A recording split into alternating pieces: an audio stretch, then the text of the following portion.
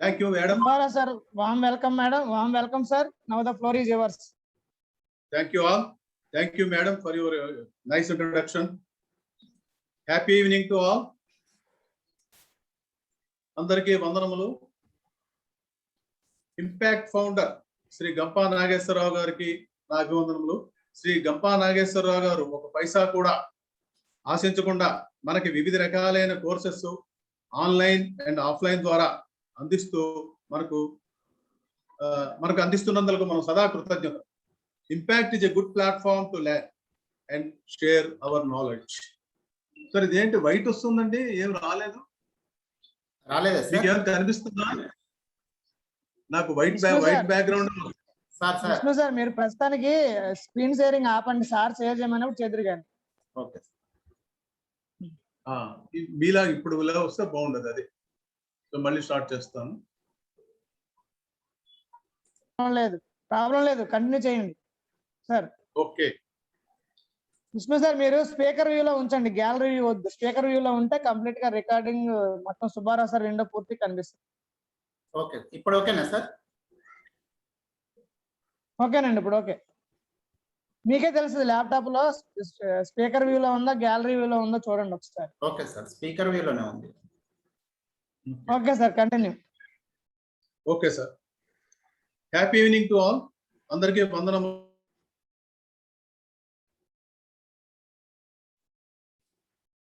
గారు ఒక పైసా కూడా ఆశించకుండా మనందరికీ వివిధ రకాలైనటువంటి కోర్సెస్ ఆన్లైన్ ద్వారా ఆఫ్లైన్ ద్వారా అందిస్తున్నందుకు మనం సదా కృతజ్ఞతలు తెలియజేసుకుంటున్నాం. Impact is a good platform to learn and share our knowledge. ఈ రోజు నాకు ఈ సదవకాశం కల్పించినటువంటి శ్రీ గంపా నాగేశ్వరరావు గారికి, కోఆర్డినేటర్ కృష్ణమూర్తి గారికి, ఆర్వీఆర్ గారికి, వెంకట శ్రీరామ్ గారికి, వేణు గారికి, వాసు గారికి, శ్రీనివాస్ గారికి, మరియు విష్ణు గారికి, మరి నా కోఆర్డినేటర్స్ గారికి ధన్యవాదములు. పార్టిసిపెంట్స్ అందరికీ నా శుభాకాంక్షలు. సో ఈ రోజు నేను చెప్పబోయే టాపిక్ ఫస్ట్ స్పీచ్. మీరందరూ పాయింట్స్ నోట్ చేసుకోవాల్సిందిగా కోరుతున్నాను. ముందు ప్రార్థన.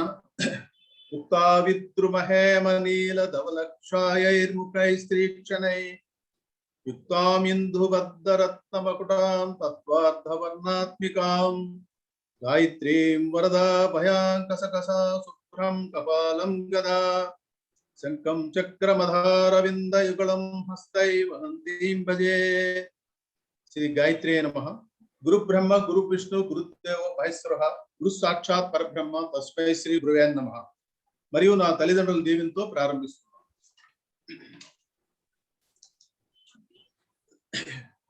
ఫస్ట్ స్పీచ్ ఇదేమిటండి? ఫస్ట్ స్పీచ్ ఏమిటి, లాస్ట్ స్పీచ్ ఏమిటి, మిడిల్ స్పీచ్ ఏమిటి, సెకండ్ స్పీచ్ ఏమిటి అని అనుకుంటున్నారేమో. ఫస్ట్ అనే పదానికి చాలా ఇంపార్టెన్స్ ఉందండి. ఫస్ట్ క్రై, బేబీ పుట్టినప్పుడు ఫస్ట్ క్రై వింటాం, మనం ఎంతో ఆనందపడతాం. బేబీ ఏడుస్తుంది కానీ మనకి చాలా ఆనందం కలుగుతుంది.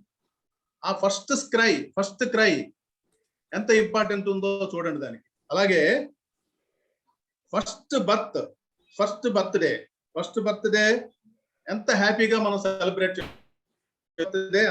సెలబ్రేట్ చేసుకుంటాము.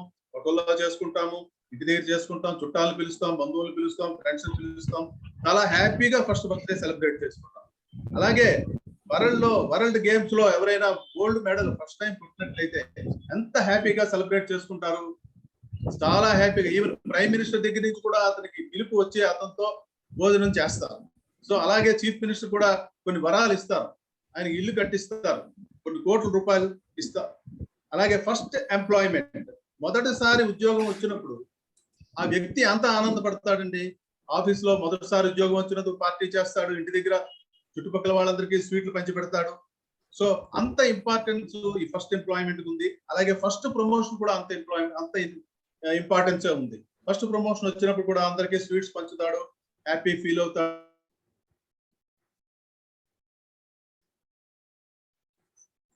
Very happy. సో ఫస్ట్ అనే పదానికి అంత ఇంపార్టెన్స్ ఉందండి. ఇవన్నీ కూడా మన హృదయాల్లో చక్కని ముద్రలు వేసుకుంటాయి. ఈ విజయాలు, ఈ తీపి గుర్తులు మన హృదయాంతరాలలో బలంగా నాటుకుంటాయి. సో ఈ జీవన ప్రమాణం కూడా ఇవన్నీ మనం నెమరు వేసుకుంటూ అందంగా ఆనందంగా కొనసాగిస్తూ ఉంటాం. అలాగే స్పీకర్ అన్నవాడు తనకున్న సామర్థ్యంతో ఫస్ట్ స్పీచ్ ఎఫెక్టివ్ గాను తయారు చేసుకుని తన హావభావాలతో ప్రేక్షకులను ఆకట్టుకొని వాళ్ళని మోటివేట్ చేసి తన లక్ష్య సాధన వైపు నడిపించగలిగే వక్త వ్యక్తి. ఈ సందర్భంగా ఇక్కడ మనం ప్రతిభావంతులైనటువంటి భారతీయ వక్తలను ఒకసారి గుర్తు తెచ్చుకుందాం. స్వామి వివేకానంద మొదటిసారి అమెరికా వెళ్ళి షికాగోలో పార్లమెంట్ ఆఫ్ వరల్డ్ రిలిజియన్ ఫోరంలో మొదటిసారి ప్రసంగం చేశారు. కని విని ఎరుగని రీతిలో ఇతని ప్రసంగం హిందూ మతం గురించి, భారతీయ సంస్కృతి గురించి, విలువల గురించి అద్భుతమైన ప్రసంగం ఇచ్చారు. వివేకానంద తన గంభీరమైన స్వరంతో ప్రియమైన అమెరికా దేశపు సోదరి మళ్ళారా అని ప్రారంభించగానే ఆ సభ 3 నిమిషాల పాటు కరతాళధ్వనంతో దద్దరిల్లింది. ఇతని అద్భుత ప్రసంగానికి ముగ్ధులైన లక్షల మంది ఈయనకి శిష్యులుగా మారిపోయారు. సో ఒక అమెరికన్ యువత అయితే ఏకంగా వివేకానందని పెళ్లి చేసుకుంటాను. సో తర్వాత అతను రిజెక్ట్ చేశారనుకోండి, అది వేరే విషయం. సో ఈయన ప్రతిభా పాఠవాలు దేశ విదేశాల్లో మారుమ్రోగి యూరోప్, శ్రీలంక మొదలగు దేశానికి ఆహ్వానాలు పుట్టి తమ దేశానికి, తమ దేశస్తులకు విజ్ఞానాన్ని పంచమని అడిగారు. వివేకానందుని పల్లకీలో కూర్చోపెట్టి రాజులే స్వయంగా మోసేవారు. మన దేశం గర్వించదగిన మహానుభావుడు, మహాను వ్యక్తి స్వామి వివేకానంద. తర్వాత డాక్టర్ అబ్దుల్ కలాం అండి. ఇతను ప్రముఖ శాస్త్రవేత్త మరియు మాజీ రాష్ట్రపతి అబ్దుల్ కలాం. ఈయన సింపుల్సిటీ, కార్యదీక్ష మాతృదేశంపై అనంతమైనవి. ఈయన భారతీయతను, భారతదేశపు సంస్కృతిని ప్రపంచ దేశాలకు చాటి చెప్పారు. ఈయన ప్రసంగం అంటే అన్ని దేశస్తులు చెవు కోసుకుంటారు. ఈయనకు ముఖ్యంగా విద్యార్థులంటే ఎనలేని ప్రేమ. ఈయన కేజీ నుంచి పీజీ వరకు అన్ని విద్యార్థులకు, అన్ని పాఠశాలలకు, అన్ని విశ్వవిద్యాలయాలకు దర్శించి రిటైర్ అయిన తర్వాత కూడా ఒక్కరోజు కూడా విరామం లేకుండా వెళ్ళి ప్రసంగం చేసేవారు. వాళ్ళకి నాలెడ్జ్ని షేర్ చేసేవారు. ఈయన ఆఖరి ప్రసంగంలో చేస్తూ ఈయన ప్రాణాలు వదిలిపెట్టారు. సో ఆఖరి క్షణం వరకును ప్రసంగం ఇస్తూనే ఉన్నారు. సో అతని మోటివేషన్, అతని తాలూకా తపన, అతని తాలూకా అవతల వాళ్ళకి విజ్ఞానం పంచాయతీ తపన చూడండి ఎంత గొప్పదో. అలాగే భారత ప్రభుత్వం ఇతనికి భారతరత్న అనే బిరుదిచ్చి సత్కరించింది. నెక్స్ట్ అంటే డాక్టర్ ఎన్టీ రామారావు. తర్వాత ప్రముఖుల్లో డాక్టర్ ఎన్టీ రామారావు. ఈయన సినీ రంగంలోనే కాకుండా రాజకీయ రంగంలో అత్యున్న స్థానానికి ఎదిగారు. సో ఇతని అద్భుత ప్రసంగంతో 6 కోట్ల ఆంధ్రులు ముగ్ధులు. ఇతను పెట్టిన కొత్త పార్టీని అద్భుతంగా గెలిపించారు. 9 నెలల కాలంలోనే పార్టీ పెట్టి ఎలకల్లో అద్భుతంగా గెలిపించి ముఖ్యమంత్రిగా ఎన్నుకోబడి Guinness book of world record లో పేరు నమోదు చేసుకున్నారు డాక్టర్ ఎన్టీఆర్ గారు. డాక్టర్ ఎన్టీఆర్ గారు మన తెలుగు ప్రజలు గర్వించదగ్గ మహా నాయకుడు. సో భారత ప్రభుత్వం ఇతని సేవలు గుర్తించి పద్మశ్రీ, పద్మభూషణ్ బిరుదులతో సత్కరించింది. సో ఈ మహనీయుల నుండి మనం నేర్చుకోవాల్సినవి చాలా ఉన్నాయి. వాళ్ళ స్ఫూర్తితో మనం కూడా బెస్ట్ అండ్ ఎఫెక్టివ్ స్పీకర్ గా అవ్వాలని. మీరు మొదటిసారి స్టేజ్ ఎక్కేటప్పుడు ఎలా ఫీల్ అవుతారు? సో దీనికి ఒక చిన్న సూత్రం ఉందండి. మీరు మొదటిసారి స్పీచ్ ఇచ్చేటప్పుడు ఆడియన్స్ చూసి భయపడాల్సిన అవసరం లేదండి. సో గంపా నాగేశ్వరరావు గారిని గుర్తు తెచ్చుకోండి. ఆయన ఏమన్నారో తెలుసుకోండి. ఎవడేమనుకుంటే నాకేంటి, సో వాట్, వాడు ఏమైనా నాలెడ్జబుల్ పర్సనా, వాడికి ఏమైనా తెలిసినా నా గురించి ఐఎమ్ నెంబర్ వన్ స్పీకర్, నేను ఎవరికి భయపడను అని కాన్ఫిడెంట్ గా ఉండి మీ స్పీచ్ ని చక్కటి ప్రేయర్ తో మొదలుపెట్టి then you will definitely get succeed and you will become number 1. తర్వాత అండి సార్ నెక్స్ట్ స్లైడ్ కి రండి. ఇక్కడ ఏబిసి టెక్నిక్ అండి. ఇది కూడా గంపా సార్ గారు చెప్పిందే. ఈ ఏబిసి టెక్నిక్ అనేది స్పీకర్ కి చాలా బాగా ఉపయోగపడుతుంది. ఈ టెక్నిక్ అనేది అందరూ ఉపయోగించుకోవచ్చు. ABC: A for attraction, B for body language, C for content. A for attraction. మీరు స్టేజ్ పైకి అట్రాక్టివ్ గా కనిపించాలి అంటే మంచి డ్రెస్ వేసుకోవాలి. మగవాళ్ళు అయితే షర్ట్ ఇన్సర్ట్ చేసుకోవాలి. తర్వాత లేడీస్ అయితే హిందూ సాంప్రదాయంలో చక్కగా చీర కట్టుకుని రావాలి. జెంట్స్ అయితే షేవ్ చేసుకుని పాలిష్డ్ బూట్స్ వేసుకుని రావాలి. హెయిర్ స్టైల్ చక్కగా ఉండాలి. స్టేజ్ పైకి వస్తున్నప్పుడు హుందాతనంతో రావాలి. హుందాతనం అంటే చిన్న మీకు ఒక స్టోరీ చెప్తాను. హుందాతనం అంటే ఎలా ఉండాలి అంటే సామజ వరగమనలాగా ఉండాలి.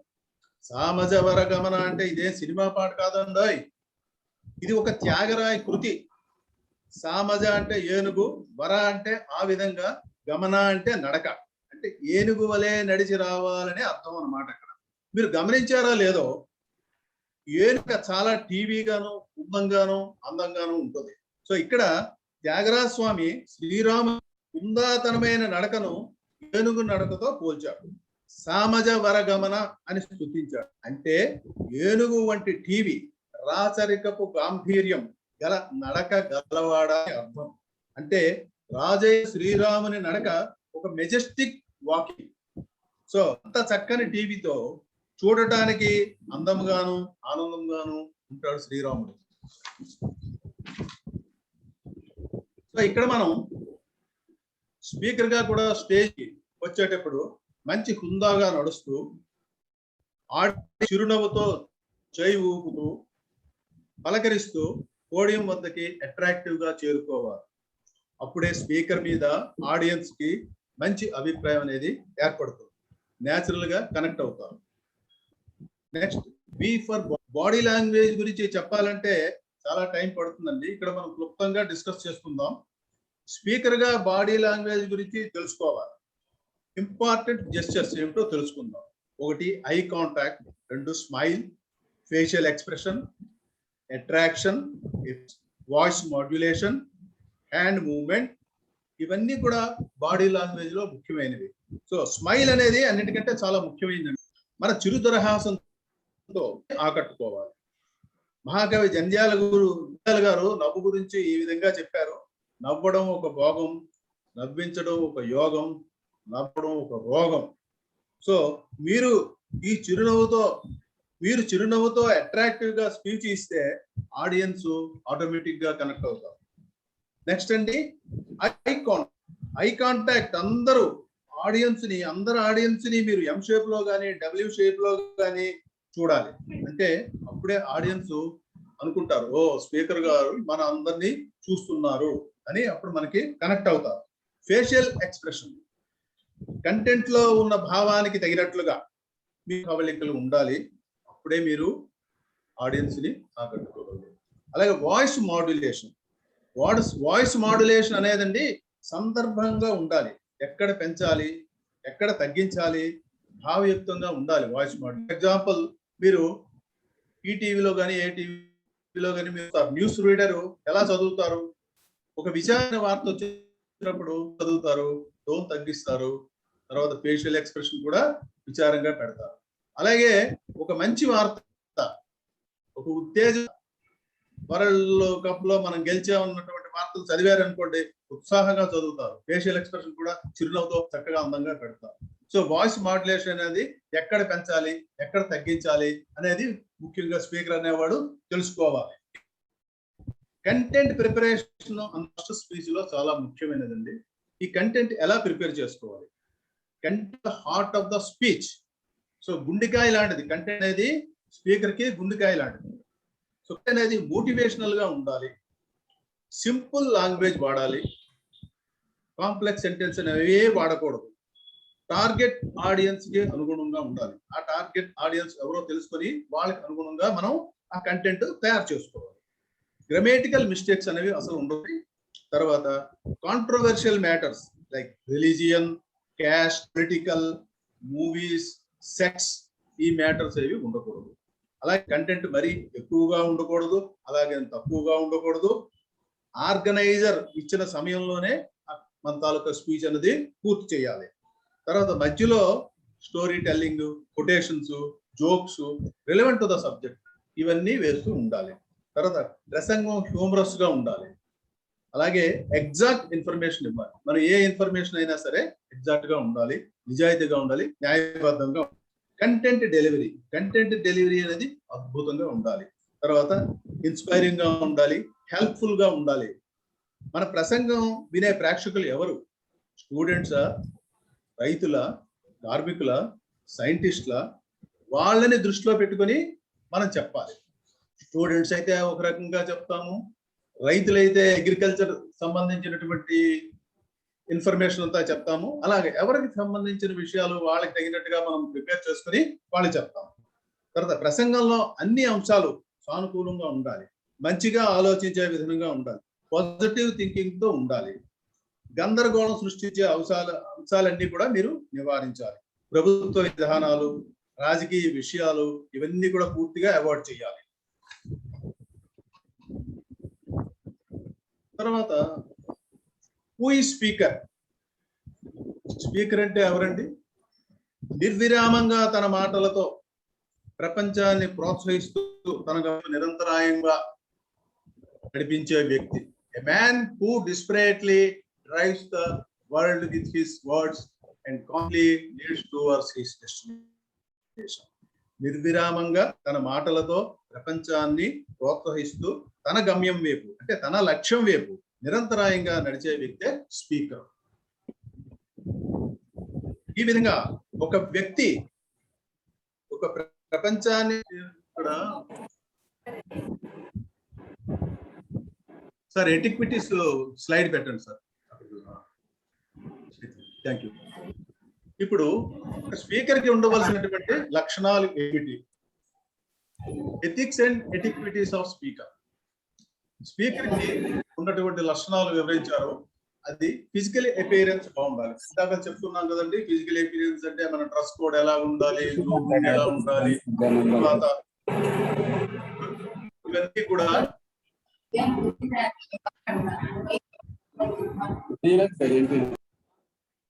డిస్టర్బెన్స్ వస్తుంది, ఎవరో మ్యూట్ చేయాలండి. తర్వాత గ్రీటింగ్ చెప్పాలి వచ్చినప్పుడు, అలాగే హ్యాండ్ షేక్ ఇవ్వాలి, లాంగ్వేజ్ మంచి లాంగ్వేజ్ యూజ్ చేయాలి. అలాగే మ్యాజిక్ వర్డ్స్ కొన్ని ఉన్నాయి, sorry, thank you, excuse me, please, welcome. ఇవన్నీ కూడా ఈ మ్యాజిక్ వర్డ్స్ వాడుతూ ఉండాలి. మనం ఎవరితో మాట్లాడేటప్పుడు వాళ్ళ తాలూకా ఇది నచ్చినప్పుడు మనం థ్యాంక్ యూ చెప్పడం, ఏదైనా పొరపాటు చేస్తే ఎక్స్క్యూజ్ మీ అని చెప్పడం, ఈ మ్యాజిక్ వర్డ్స్ అన్ని మనం ఉపయోగించాలి. అలాగే మెయింటైన్ స్టేజ్ ప్రోటోకాల్స్. మీ స్టేజ్ లో ఒక 4-5 స్పీకర్స్ ఉన్నారనుకోండి, మీరు తొందర పడిపోయి యాంగ్జైటీ పడిపోయి ఇటు అటు తిరగకూడదు. You wait for your turn. So know the people on the stage. ఇదేంటండి బాబు, know the people on the stage. మీరు ఇంకా ఎవరెవరు మాట్లాడదలుచుకున్నారు వాళ్ళ పేర్లు నోట్ చేసుకొని మీరు అడ్రస్ చేసేటప్పుడు వాళ్ళ తాలూకా పేర్లు కూడా మీరు అడ్రస్ చేయాలి. అలాగే know the people on the stage. Don't move from here and there and don't show back. So మీరు ఇటు అటు మూవ్ చేయడం కానీ, తర్వాత వెనక భాగం చేయకూడదు, వెనక్కి తిరగడం కానీ చేయకూడదు. Eye contact with audience. మీరు ఆడియన్స్ తో ఎప్పుడు కూడా కాంటాక్ట్ లో ఉండాలి. అది ఎలా ఉండాలి అంటే డబ్ల్యూ షేప్ లో కానీ, ఎం షేప్ లో కానీ, అంటే ఇలా చూసి కిందకు చూసి మళ్ళీ పైకి చూసి మొత్తం అందరినీ కవర్ చేసేటట్టుగా ఉండాలి. తర్వాత స్మైల్, చిరు దరహాసంతో ఉండాలి. Reach the stage 1 hour before and see that everything is okay. మీరు స్టేజ్ కి 1 గంట ముందు రావాలి. గంట ముందు ఎందుకు రావాలి అంటే మీరు అక్కడ ఉన్నటువంటి సౌకర్యాలు మీకు సౌకర్యంగా ఉందా లేదా, పవర్ సప్లై ఉందా లేదా, పోడియం సరిగ్గా ఉందా లేదా, తర్వాత మైక్ కరెక్ట్ గా పనిచేస్తుందా లేదా, మనం చెప్పే వ్యక్తి వరకు వినిపిస్తున్నాయా లేదా. సో ఇవన్నీ చెక్ చేసుకోవడానికి ఆ తర్వాత వచ్చినటువంటి ఆడియన్స్ కూడా ఒకసారి మీట్ అయ్యి, so I'm so and so so and so, అలాగే స్టేజ్ మీద వచ్చే వక్తలతో కూడా ఇంటరాక్ట్ అయ్యి I'm so and so so and so అనుకుంటే మీ స్పీచ్ నిరంతరాయంగా నిర్భయంగా సాగుతుంది. సో ఈ ఎటిక్విటీస్ అన్ని కూడా మనం follow as a speaker follow అవ్వాలి. లాస్ట్ లో క్వశ్చన్ అండ్ ఆన్సర్ సెషన్ ఉంటుంది. ఆ question and answer session you have to nicely answer the questions. In case ఏదైనా క్వశ్చన్ మీకు జవాబు తెలియలేదనుకోండి, అతనికి చెప్పాలి, so I will come back to you, please give your phone number అని తీసుకొని చెప్పాలే తప్ప తడబడుతూ నాకు తెలియదు అనేటువంటి చెప్పకూడదు. I study and give you the reply, please give your phone number. తర్వాత నెక్స్ట్ అండి, ఇప్పుడు హూ ఈజ్ స్పీకర్ మనం చదువుకున్నాం. ఈ విధంగా స్పీకర్ అనేవాడు ఒక వ్యక్తి ప్రపంచాన్ని అందులో ఉన్న వ్యక్తులను మోటివేట్ చేసి తన లక్ష్యాలను తర్వాత నడిపించాలనే ఒక మంచి స్పీకర్ గా మారాలి అంటే ఆ స్పీకర్ కి ఫస్ట్ స్పీచ్ అనేది ఎంతో ముఖ్యం. ఏ స్పీకర్ అయినా ప్రపంచానికి ముందుగా పరిచయం చేసేది ఫస్ట్ స్పీచే. నేను స్పీకర్ గా ఉండగలనా, నేను కొనసాగగలనా లేదా అనే అంతర్మదం ఏదైతే ఉందో ఆ మదనాన్ని తెరదించేది, స్పీకర్ గా ముందుకు నడిపించేదే ఫస్ట్ స్పీచ్. ఎప్పుడైతే మనం మన ముందుండే ఆడియన్స్ ని వాళ్ళ ముఖంలో ఉండే ఆనందాన్ని వీళ్ళు చెప్పేది పాటించాలని అనే తపన ఏదైతే ఉందో ఆ తపన చూడటం వల్ల ఒక స్పీకర్ గా 100 అడుగులు ముందుకు వెయ్యాలా లేదా లైఫ్ అనేది అక్కడితో ఆగిపోవాలా? 100 అడుగులు ముందుకు కాదండి, 1000 అడుగులు ముందుకు వెయ్యాలి. 1000 అడుగులు ముందుకు వెయ్యాలి అంటే మనం ఫాలో అవ్వాల్సిందే first speech. So look at the first speech acronym letters. So F means fear. Fear అంటే భయం. ఒకవేళ భయం గలక మనలో ఉంటే మన యొక్క ఫస్ట్ స్పీచ్ ఏ విధంగా ఉంటుంది మీరు ఒకసారి ఆలోచించుకోండి. ఎలా ఉంటుంది అంటే కాళ్ళు చేతులు గజగజ ఉడుకుతాయి, ఒళ్ళంతా చెమటలు పడతాయి, స్టేజ్ పైకి వెళ్ళలేక అక్కడున్న ఆర్గనైజర్స్ సార్ ప్లీజ్ మాట్లాడండి అంటూ ఉంటే మైకు మన చేతికి ఇస్తే వద్దనలేక మైక్ని చేతితో పట్టుకొని మెల్లమెల్లగా ముందుకు వస్తూ ఆడియన్స్ ని చూడగానే మన గుండెల్లో నరాలు జారిపోయి గొంతు తడి ఆరిపోయి ఏం మాట్లాడాలో తెలియక అయోమయ పరిస్థితిలో మన యొక్క కంటెంట్ అంతా మరిచిపోయి ముందు వెలుతురు ఉన్నప్పటికీ కూడా అంతా చీకటిగా కనిపించి ఎంతో మాట్లాడాలనుకున్నా కూడా ఏమీ మాట్లాడలేకపోతున్నాను అంటూ వెంటనే స్టేజ్ దిగిపోయి ఆ మైక్ని ఆర్గనైజర్స్కి ఇచ్చేసి అమ్మయ్య నా పని అయిపోయింది తప్పించుకున్నాను అనుకుంటే అది మరి స్పీచ్ ఎందుకు, గుండెని బాధ పెట్టడం ఎందుకు అని మైండ్ అనేది ఆలోచించడమే మానేస్తుంది. ఇంకా ఎప్పుడైతే మీరు భయపడ్డారో మీకు ఇంకా మైండ్ అనేది ఆలోచించడం పూర్తిగా మానేస్తుంది. ఎప్పుడైతే భయం అనేది మనలో ఉంటుందో మన మైండ్ పూర్తిగా ఆలోచించడం మానేస్తుంది. ఎప్పుడైతే మన మైండ్ ఆలోచించడం మానేస్తుందో మనలో ఉన్న ప్రతిభ ఏదైతే ఉందో అది బయటికి రాదు. ఎప్పుడైతే మనకి భయం అనేది ఉండదో మనలో శక్తి అనేది బయటకు వస్తుంది. ఎప్పుడైతే భయం అనేది ఉంటుందో మనలో ప్రతిభ ఉన్నా సరే ఆ ప్రతిభ బయటకు రాలేకపోతుంది, అక్కడే ఆగిపోతుంది. కాబట్టి మనం ఏ విధంగా ఎలా ఉండాలి అంటే మనం మొట్టమొదట వదలాల్సింది భయం, ఫియర్ అనేది వదిలేయాలి, ఫ్రీగా ఉండాలి. నేను చేయగలను, నేను చెప్పగలను, నా దగ్గర నాలెడ్జ్ ఉంది, ఇలా ఫ్రీగా అనుకున్నట్లయితే ఆటోమేటిక్ గా మన మైండ్ పెర్ఫెక్ట్ గా వర్క్ చేస్తుంది. ఎప్పుడైతే మన మైండ్ పెర్ఫెక్ట్ గా వర్క్ చేస్తుందో ఆలోచన అనేది పెర్ఫెక్ట్ గా వస్తుంది. ఎప్పుడైతే ఆలోచన అనేది మీకు పెర్ఫెక్ట్ గా వస్తుందో మనం అనుకున్న విషయం పెర్ఫెక్ట్ గా వస్తుంది. మనం అనుకున్న విషయం ఎప్పుడైతే పెర్ఫెక్ట్ గా వస్తుందో మన స్పీచ్ డెలివరీ అనేది కూడా పెర్ఫెక్ట్ గా వస్తుంది. మన స్పీచ్ డెలివరీ ఎప్పుడైతే పెర్ఫెక్ట్ గా వస్తుందో మన ఆడియన్స్ ని రీచ్ అవ్వగలుగుతాం. ఎప్పుడైతే మనం ఆడియన్స్ ని రీచ్ అవ్వగలుగుతామో మనకున్న లక్ష్యాలని నెరవేర్చుకోగలుగుతాం. సో ఏమిటి స్పీకర్కి ఉన్న లక్ష్యం? ఆడియన్స్ ని మోటివేట్ చేయడం, వాళ్ళని విజయ శిఖరాల వైపు నడిపించడం. వాళ్ళని విజయ శిఖరాల వైపు నడిపించాలంటే ఆ లక్ష్యం నెరవేరాలంటే ఆలోచన విధానం పెర్ఫెక్ట్ గా పనిచేయాలి. ఆలోచన విధానం పెర్ఫెక్ట్ గా పని చేయాలంటే మనలో ఉన్నటువంటి భయాన్ని తీసివేసేయాలి. మనలో ఉన్న భయాన్ని తీసివేసినప్పుడు మాత్రమే మన ఆలోచన విధానం మెరుగవుతుంది, పెర్ఫెక్ట్ గా పనిచేస్తుంది. ఎప్పుడైతే మన ఆలోచన విధానం పెర్ఫెక్ట్ గా పనిచేస్తుందో అప్పుడే మనం పెర్ఫెక్ట్ గా స్పీచ్ డెలివరీ చేయగలం. సో గంపా నాగేశ్వరరావు చెప్పినట్లుగా ఎవడేమనుకుంటే నాకేంటి, సో వాట్ అని నిర్భయంగా ధైర్యంగా నిలబడి స్పీచ్ ఇవ్వాలి.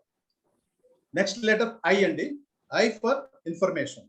సో ఎప్పుడైతే మనం భయాన్ని తీసివేస్తామో నేను చేయగలను అన్న కాన్ఫిడెన్స్ ఎప్పుడైతే మీలో వచ్చిందో నెక్స్ట్ వాట్ ఈజ్ ఇంపార్టెన్స్ మీద దృష్టి పెట్టాలి. సో ఎప్పుడైతే మిమ్మల్ని స్పీకర్ గా పిలిచారో, ఏ సందర్భంలో అయితే మిమ్మల్ని స్పీకర్ గా పిలిచారో you have to know the importance of the occasion. Occasion ఏమిటి, what is the importance of occasion అన్నది మీరు తెలుసుకోవాలి. ఏ సందర్భంలో పిలిచారో ఆ సందర్భం గురించే మనం మాట్లాడాలి.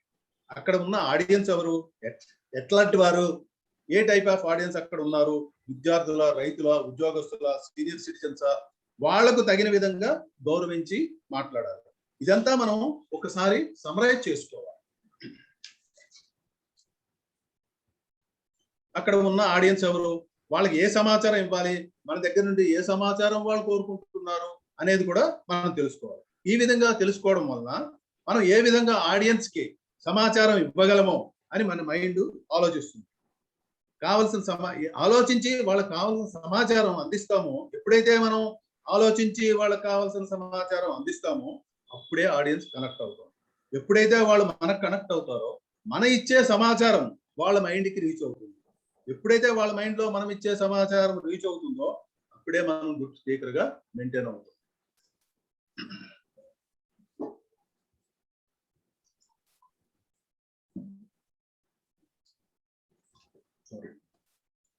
నెక్స్ట్ లెటర్ ఆర్ అండి.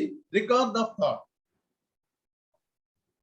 ఏ విషయం గురించి ఆలోచించాలి, ఏ విషయం గురించి మాట్లాడాలో మన మైండ్ అనేది ఆలోచిస్తుందండి. ఆలోచించడం స్టార్ట్ చేశాక మనకు ఎన్నో రకరకాల ఆలోచనలు వస్తూ ఉంటాయి. ఆ ఆలోచనలు అన్ని కూడా రికార్డ్ చేసుకోవాలి. ఇక్కడ ఎందుకు చేసుకోవాలి? ఇవి మన ఆలోచనలే కదా, ఇవి మనం మర్చిపోతామా అనే ఓవర్ కాన్ఫిడెన్స్ అనేది ఉండకూడదు. తర్వాత కంపల్సరీగా మీరు ఎప్పుడైనా ఆలోచన వస్తే, ఎప్పుడైనా అబ్జర్వ్ చేస్తే ఒక విషయానికి సంబంధించి ఒకసారే ఆలోచన వస్తుంది. ఇంకో గంట తర్వాత కానీ, అరగంట తర్వాత కానీ, 5 నిమిషాల తర్వాత కానీ ఆలోచించారనుకోండి, అది ఇంకో వేరే విధంగా వస్తుంది. ముందొచ్చిన ఆలోచన ఏదైతే ఉందో ఆ ఆలోచన మర్చిపోవడానికి అవకాశం ఉంది. సో ఏదో మంచి వరకు వచ్చింది అనుకున్నాను కానీ అది 10 సార్లు అనుకున్నా సరే మనకి గుర్తు రావట్లేదు. అనుకుని అప్పుడే మర్చిపోయిన విషయాన్ని గుర్తు తెచ్చుకోవడానికి కూడా ప్రయత్నం చేస్తాం. అది వాల్యుబుల్ వర్డే అవ్వచ్చు, వాల్యుబుల్ వర్డ్స్ మన తాటికి రాలేకపోవచ్చు.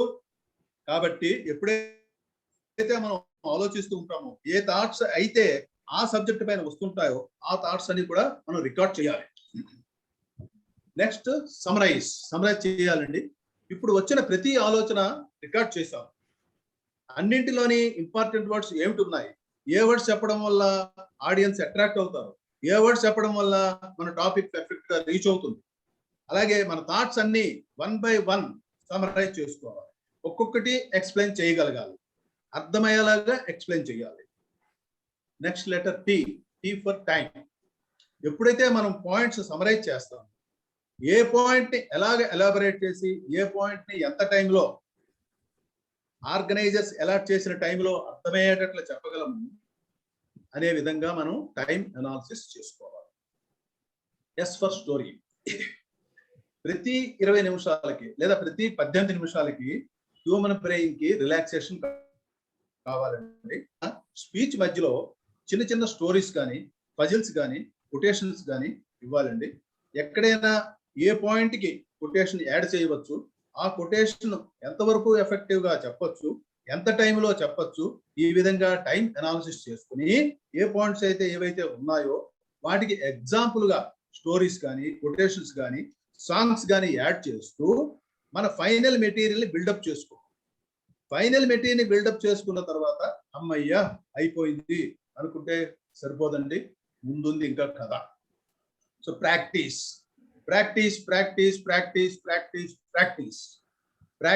Makes man perfect. ఎప్పుడైతే ప్రాక్టీస్ ఉందో మనకి ఎంత నాలెడ్జ్ ఉన్నా, ఎంత రాసుకున్నా, ఎన్ని స్క్రిప్ట్స్ రాసుకున్నా, ఎన్ని కథలు రాసుకున్నా, ఎన్ని కొటేషన్స్ రాసుకున్నా, ఆఖరికి మన కంటెంట్ ఏదైతే ఉందో అది డెలివరీ చేయాల్సిన అవసరం మనకుంది. కంటెంట్ డెలివరీ చెయ్యాలి అంటే నెంబర్ ఆఫ్ టైమ్స్ మీరు ప్రాక్టీస్ చెయ్యాలి. తర్వాత ఒక చిన్న ఎగ్జాంపుల్ అండి. కొత్తగా పెళ్ళైనటువంటి అమ్మాయి అత్తవారికి వెళ్ళినప్పుడు మొదటిసారిగా వంట చేస్తుంది. ఆ వంట చేసేటప్పుడు ఉప్పు కారం కాస్త ఎక్కువగా పడతాయి. ఉప్పు కారం ఎక్కువ పడినప్పుడు మళ్ళీ 2వ రోజు 3వ రోజు ప్రాక్టీస్ 15 రోజుల తర్వాత ఆమె పెర్ఫెక్ట్ గా వంట చేయగలుగుతుంది. అలా ఎలా చేయగలిసింది? That is because of regular practice. మనం ఎంత ప్రాక్టీస్ చేస్తే మన రిజల్ట్ అంత పెర్ఫెక్ట్ గా వస్తాయి. సో ప్రాక్టీస్ ఎప్పుడైతే పెర్ఫెక్ట్ గా అవుతుందో మన టాపిక్ కూడా పెర్ఫెక్ట్ గా డెలివర్ అవుతుంది. అద్దం ముందు మనం ప్రాక్టీస్ చేసుకోవచ్చు, వీడియో ద్వారా ప్రాక్టీస్ చేసుకోవచ్చు, మనల్ని మనం కరెక్ట్ చేసుకోవచ్చు. అద్దంలో చూసుకున్నప్పుడు మనం తప్పు చేస్తామా, రైట్ చేస్తామా అనేది. So practice makes man perfect అన్నది ఇది ఉదాహరణ. సో ఈ నెక్స్ట్ లెటర్ ఈ అంటే ఎంటర్ ఇంటూ ద టాపిక్. ఎప్పుడైతే మనం స్పీచ్ చెప్తూ ఉంటామో మన వాయిస్ మోడ్యులేషన్ మీద కానీ, ఫేషియల్ ఎక్స్ప్రెస్ మీద కానీ, బాడీ లాంగ్వేజ్ మీద కానీ కాన్సన్ట్రేట్ చెయ్యకూడదు. ఇప్పుడు మీరు బాడీ లాంగ్వేజ్ ఉంది, చెయ్యొచ్చు, దానికి కాదంటలేదు. మీరు బాడీ లాంగ్వేజ్ అనేది ముందు నేర్చుకోవాలి, కానీ స్టేజ్ మీద వచ్చేటువంటి ప్రయోగాలు మటుకు చేయకూడదు. సబ్జెక్ట్ ఏదైతే ఉందో దానిపైనే కాన్సన్ట్రేట్ చేయాలి. ఇన్ఫర్మేషన్ ఏదైతే ఉందో దాని మీద మీరు కాన్సన్ట్రేట్ చేస్తే ఆటోమేటిక్ గా మీకు బాడీ లాంగ్వేజ్ మీద కానీ, వాయిస్ మాడ్యులేషన్ మీద కానీ, ఫేషియల్ ఎక్స్ప్రెషన్ మీద కానీ కాన్సన్ట్రేషన్ ఆటోమేటిక్ గా వచ్చేస్తుంది. మీరు ఇంటి వద్ద ప్రాక్టీస్ చేస్తున్నప్పుడు మీ బాడీ లాంగ్వేజ్, వాయిస్ మాడ్యులేషన్ ఇవన్నీ కూడా అబ్జర్వ్ చేసుకుని ఎక్కడెక్కడైతే బ్యాక్లాగ్ ఉందో దాన్ని సరి చేసుకుంటారు. సో ఒకసారి స్టేజ్ పై వచ్చాక మీ స్పీచ్ మీదే మీరు కాన్సన్ట్రేట్ చేయాలి. తర్వాత ఎఫెక్ట్, ఏ టైప్ ఆఫ్ స్పీచ్ చెప్పబోతున్నారు, ఆడియన్స్ ఎవరు, అక్కడ మీకు స్పీచ్ కి తగినటువంటి అవసరాలు ఏంటి, ఎఫెక్ట్స్ అనేవి ఉంటేనా, ఉంటే మీ స్పీచ్ ఆడియన్స్ కి రీచ్ అవుతుందా, ఎఫెక్ట్స్ లేకపోతే మీ ఆడియన్స్ రీచ్ అవ్వదా, ఎఫెక్ట్స్ కి తగిన రిసోర్సెస్ ఉన్నాయా లేదా, ప్రొజెక్టర్ ఉందా, మైక్ పెర్ఫెక్ట్ గా ఉందా, లైటింగ్ బాగుందా, అన్ని పెర్ఫెక్ట్ గా ఉన్నాయా, లేక చార్ట్స్ అవి ప్రిపేర్ చేసుకోవాలా, అన్ని పెర్ఫెక్ట్ గా ఉన్నాయా అని కన్ఫర్మ్ చేసుకుని మీరు ప్రొసీడ్ అవ్వాలి. అందుకే 1 అవర్ ముందు వెళ్లాల్సిన పరిస్థితి. ఇవన్నీ చెక్ చేసుకోవడానికి 1 అవర్ ముందు మీరు స్టేజ్ పైకి వెళితే ఈ విషయాలన్నీ మీకు అవగాహనలోకి వస్తాయి. నెక్స్ట్ అది కాన్ఫిడెన్స్. అన్ని తయారు చేసుకున్నాం, ఇప్పుడు everything we made it ready. Speech చెప్పేటప్పటికి కాన్ఫిడెన్స్ లేదు. సో నేను స్పీచ్ చెప్పగలను, నేను స్పీచ్ డెలివరీ చేయగలను అనే కాన్ఫిడెన్స్ ఎక్కడ ఉంటుందో అక్కడ విజయం ఉంటుంది. మనం ఎప్పుడైతే స్పీచ్ ని ప్రిపేర్ చేసి ఫైనలైజ్ చేస్తామో అప్పుడు మనం should not talk to any others, don't talk to others. Your brain is your library. Me brain library కానీ ఓపెన్ చేసినట్లయితే అక్కడ ఉన్న సమాచారం మీకు ఓపెన్ అయిపోతుంది. వాటితో మీ సొంత కంటెంట్ తయారు చేసుకోవాలి. ఎప్పుడైతే మీ ఓన్ కంటెంట్ మీరు తయారు చేసుకుంటారో అది మీకు మాత్రమే తెలుస్తుంది. సో అప్పుడు మీరు చెప్పే ప్రతి విషయం వాళ్ళకి రీచ్ అవుతుంది. మీ కంటెంట్ కూడా బాగా చాలా క్లుప్తంగా మంచి మంచి పదాలతో జోడించి stories, quotations, jokes relevant to the topic తయారు చేయాలి. మీ కంటెంట్ లో పాలిటిక్స్ మీద కానీ, రిలీజన్ మీద కానీ, లేదా సెక్స్ గురించి కానీ ఏ విధమైన ఇన్ఫర్మేషన్ ఉండకూడదు. మీ కంటెంట్ నిర్ణీత సమయంలో కంప్లీట్ అయ్యేటట్టుగా ఉండాలి. Next, handle the stage. ఎంతో ఆర్భాటంగా మీరు మైక్ పట్టుకుంటూ చెప్పుకుంటూ వెళ్ళిపోతూ ఉంటారు. ఆడియన్స్ కి బోర్ కొట్టి ఏంట్రా బాబు ఇంకా ఎంతసేపు వినాలి అనే సిచ్యువేషన్ కూడా మనం ఎదుర్కొంటాం.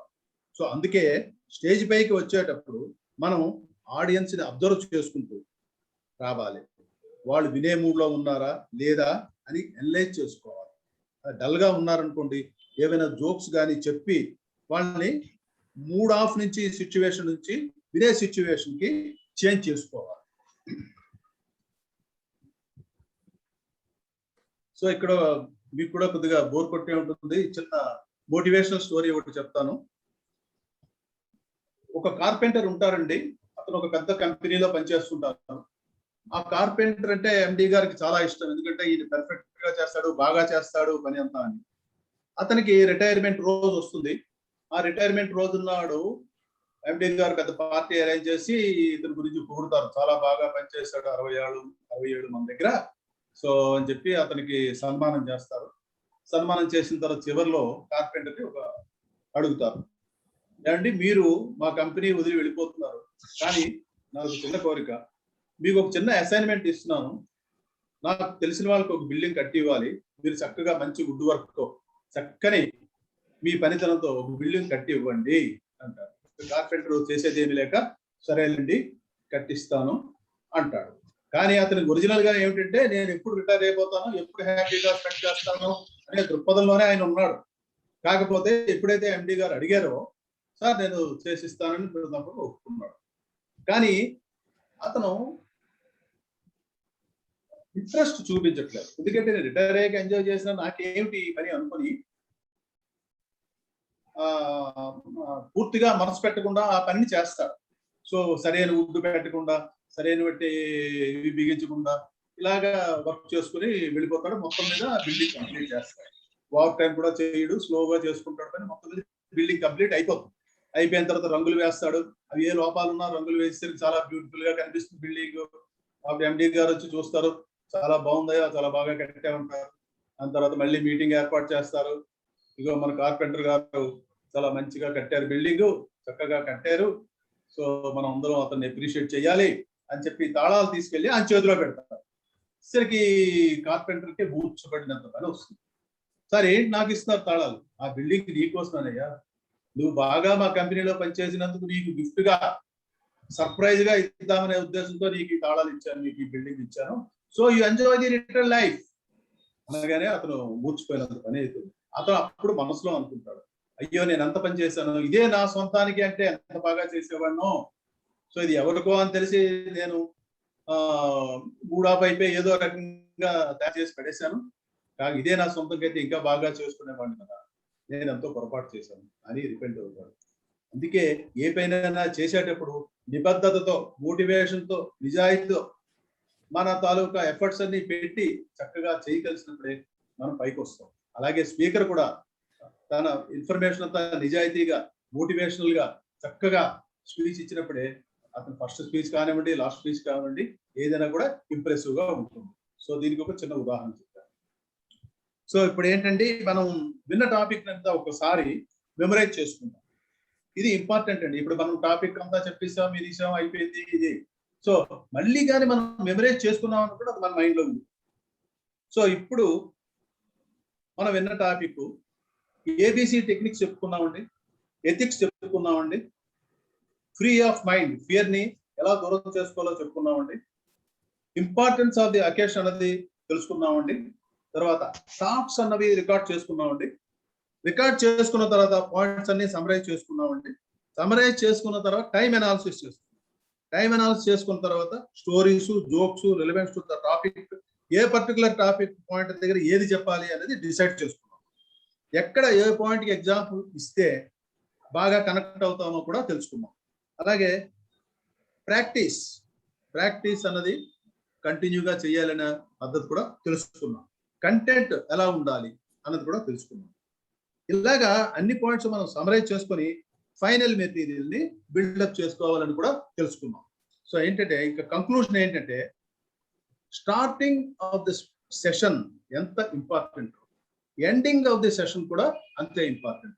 యాజ్ ఎ స్పీకర్ మీరు స్టార్ట్ చేసిన ఎంత బాగా చెప్పారు, ఒక ప్రేయర్ తో చెప్పారు, స్టార్ట్ చేశారు, చక్కగా ఆడియన్స్ కనెక్ట్ అయ్యారు. సో అలాగే ఎండింగ్ వరకు కూడా మీకు ఆడియన్స్ కనెక్ట్ అవుతూనే ఉండాలి, ఎండింగ్ స్పీచ్ కూడా మోటివేషనల్ గా ఉండాలి, అంతే ఇంపార్టెంట్ గా ఉండాలి.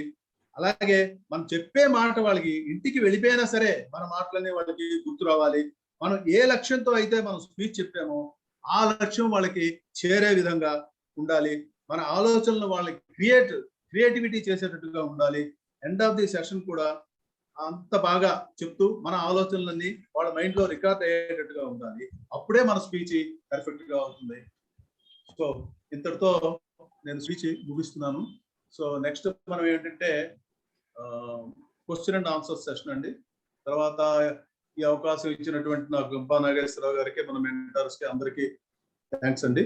తర్వాత ఏంటంటే ఈ నా స్పీచ్ విన్న తర్వాత మీకు కానీ నచ్చినట్లయితే మీరు ఒక వీడియో ఫీడ్బ్యాక్ వీడియోలో కానీ ఆడియోలో కానీ పెట్టాలని కోరుకుంటున్నాను.